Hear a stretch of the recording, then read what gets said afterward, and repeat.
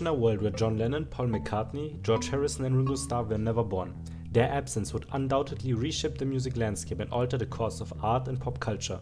But what if I told you that their influence reached far beyond that? The Beatles weren't just icons, they helped soften the edges of the Cold War. They brought people closer together in an era of global tension and division. Without their music to humanize the other side, to Americans and Soviets alike, the Cold War could have played out very differently.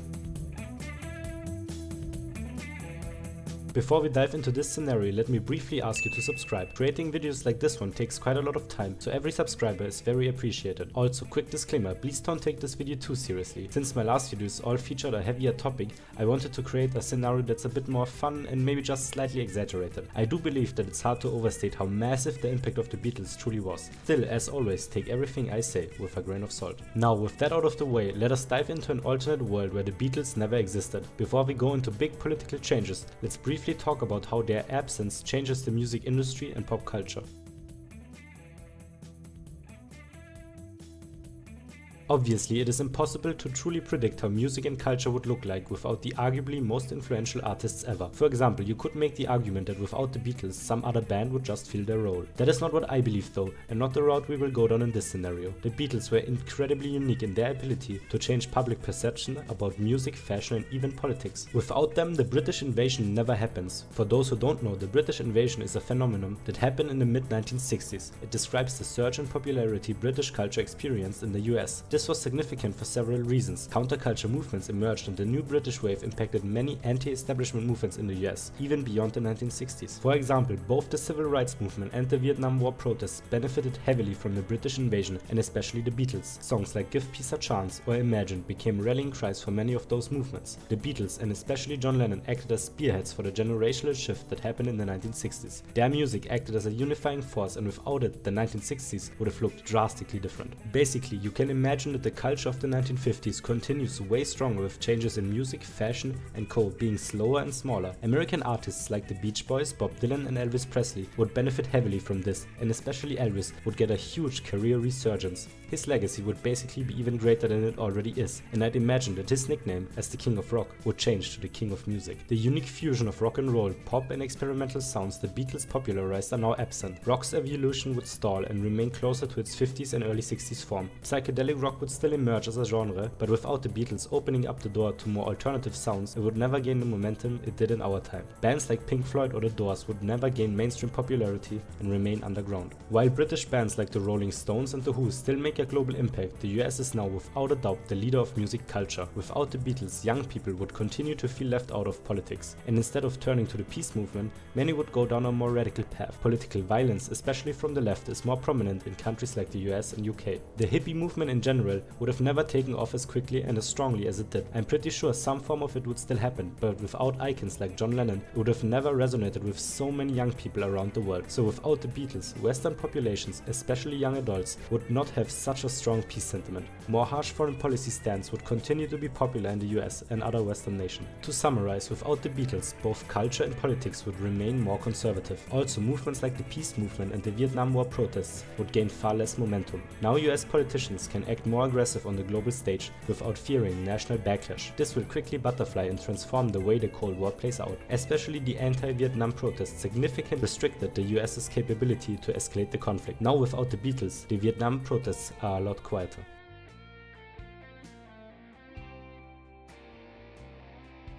We've established that Western leaders, especially US ones, can continue to hold an aggressive foreign policy stance. The Vietnam War, although still unpopular in the US, is not nearly as unpopular as it was in our time. In practice, this means that now American politicians can double down on a more aggressive Vietnam policy. President Johnson and President Nixon, but Nixon especially, would escalate the war by continuing to bomb Laos and Cambodia without strong national backlash. Also, under Nixon, the US would most likely use carpet bombings in North Vietnam. In our timeline, they didn't, fearing large backlash, but this time they only faced minor political backlash. This alone, however, would not nearly be enough to change the outcome of the Vietnam War. In 1972, Nixon, really wanting to win the conflict to ensure his re-election, would push for another escalation. He exaggerates American ground involvement by sending more troops to Vietnam and limiting restrictions on them. So-called search and destroy missions would move deep into enemy territory. Also, the US military is now less constrained when it comes to engagements near the borders to Cambodia and Laos. This puts more pressure on the Viet Cong in the short term. However, the jungle terrain still favors them. By 1972, 1972, North Vietnamese soldiers were so good at camouflage that American soldiers didn't notice them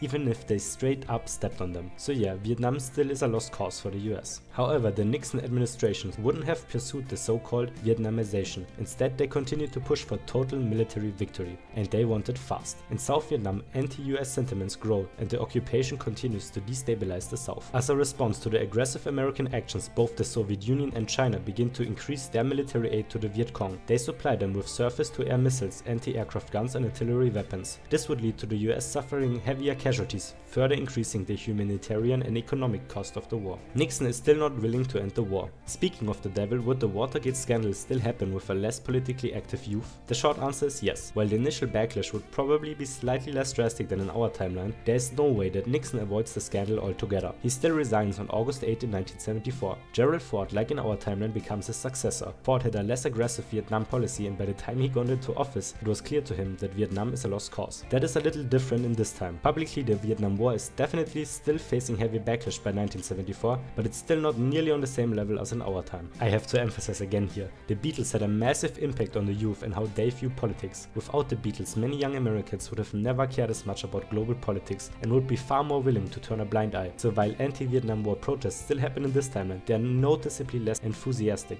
Now, as the Vietnam War is continuing to rage on in 1975, President Ford still realizes that the risk-to-reward ratio is not worth it. With the Soviets and Chinese continuing to heavily aid the North, the risk rises that American soldiers and Soviet operatives could directly engage in fighting along the borders of Laos and Cambodia. Gerald Ford, in order to avoid potential escalations, begins to push for a peace with honor narrative and slowly sets the stage for the American exit out of Vietnam. By 1977, the conflict is officially over, 2 years later than in our timeline, but practically with the same outcome. On the map, nothing much changed. The North still reunites with the South and Saigon gets renamed to Ho Chi Minh City. However, politically inside the US, Vietnam is viewed as an embarrassment. Many politicians with a more hawkish foreign policy stance heavily criticize Ford for the withdrawal and blame him for the embarrassment. On the other side of the Atlantic, the Vietnam War is viewed as a strong victory for communism and yet another proof of the superiority of their system. The Soviet Union is emboldened by the outcome of the Vietnam War, and without the softening effects the Beatles had on Eastern nations, the people in communist-led countries remain more trusting towards the system. Now the stage is set for a warmer Cold War in the 1970s and beyond.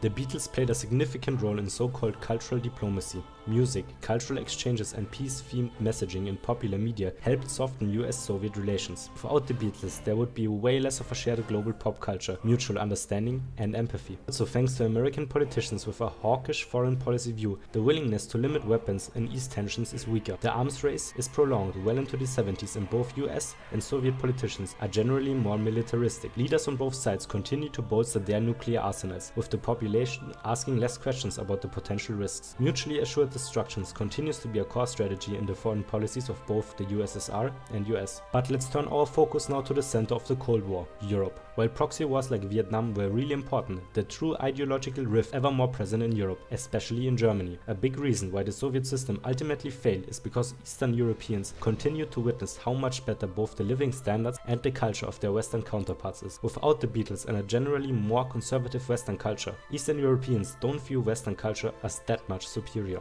The contrast is still huge, but definitely smaller than in our time. Many Eastern Berliners still want to flee to the West, and the Soviet Union continues to have a strong militaristic presence there. However, what now changes is that the Americans go down a more similar path. They also increase their military presence along the Iron Curtain, especially in West Berlin. Also, without the Beatles and the counterculture movement, many Western European nations align themselves even more closely with the US. The Berlin Wall becomes a fiercer flashpoint with more frequent incidents on both sides of the border, as each side tries to showcase their strength. In this climate, negotiations for more travel freedom fail, leading to less cultural exchange between the two sides. In our timeline, the 1970s were a pretty peaceful time during the Cold War. Tensions were at a low, with the 1972 Strategic Arms Limitation Talks and 1975 Helsinki Accords. Of course, that changes when the Soviets invaded Afghanistan in 1979, but still up to that point the 70s were definitely the most peaceful era of the Cold War. In this timeline that is completely different. Thanks to the heightened tensions along the Iron Curtain, the prolonged war in Vietnam and the missing reductions in weapons happens on both sides, the 70s remain to be heated. The geopolitical climate of the 60s continues, with war between the two powers still seeming very possible. This completely changes the mindset of the 70s, with propaganda against the other side rampant on both sides. Westerners fear communism far more, and anti-American sentiments in Eastern Europe remain strong. In the 1980s, it is still clear to Gorbachev and the world that the Soviet Union needs reforms. However, with Eastern Europe being more closely aligned with the Soviet Union and a generally even more divided world, Gorbachev only imposes a very limited perestroika and glasnost reform. Instead of pushing for sweeping economic and political reforms, Gorbachev focuses on gradual, controlled market adaptations, similarly to those of China in the 1980s. Now the legacy of the Soviet Union is undoubtedly radically changed. But is it possible that it can survive into the 21st century if Gorbachev's reforms are successful?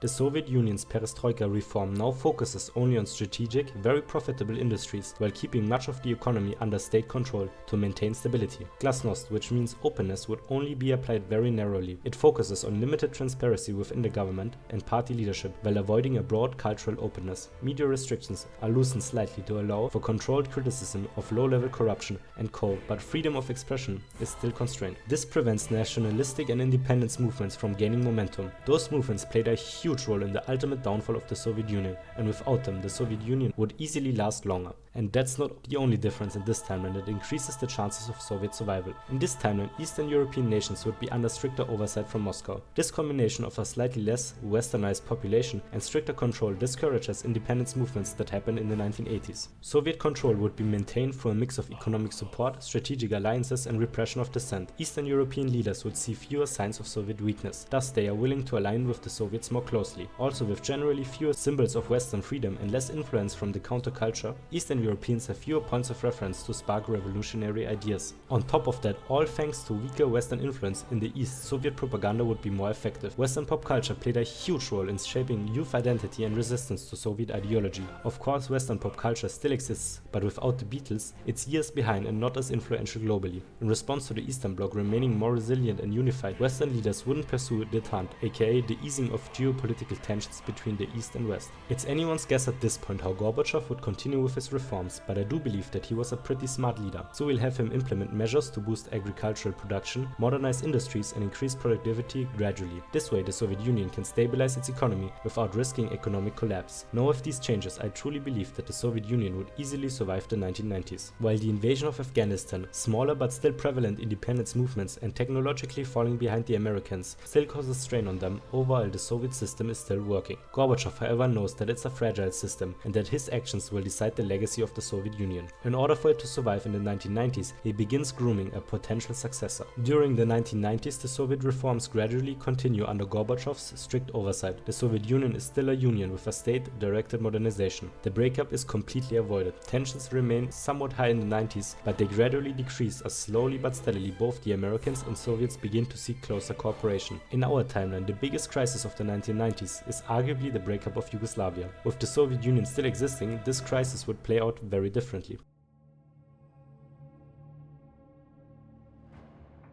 In our timeline, Yugoslavia began breaking up in 1991, the same year the Soviet Union finally dissolved. However, in this timeline, with the Soviet Union still doing fairly well and Gorbachev having a firm grip on power, the fate of Yugoslavia changes. As tensions begin to rise in Yugoslavia in 1991, the Soviet Union offers greater support. Slobodan Milosevic, who is infamous for the war crimes he committed during the Yugoslav wars, is completely backed by the Soviets now. He now has stronger resources to suppress separatist movements, and the international community, especially NATO, is more hesitant to get involved initially. Western nations, even the US, advocate for a negotiated solution, fearing direct Soviet intervention in the Balkans. While the late 80s were marked by a milder Cold War and relative peace, tensions between the two blocs begin to rise once again. Gorbachev, also fearing further escalation, pressures the Yugoslav republics to accept a decentralized but unified state. His aim is to avoid a violent breakup and keep Yugoslavia as a buffer state between the Warsaw Pact and NATO. Parallel, he also encourages Yugoslavia to undergo similar reforms as the Soviet Union did. This gives Yugoslavia a little more autonomy to address economic grievances. process. Western powers refrain from supporting independence movements, turning largely a blind eye while Slobodan Milosevic commits war crimes against resistance movements. This new dynamic leads to peace talks during the early 90s, rather than military engagement by NATO. American leaders meet several times with Soviet leaders to negotiate a decent solution for both sides. However, as the situation in Yugoslavia is still deteriorating, independence movements in Croatia and Bosnia still gain traction.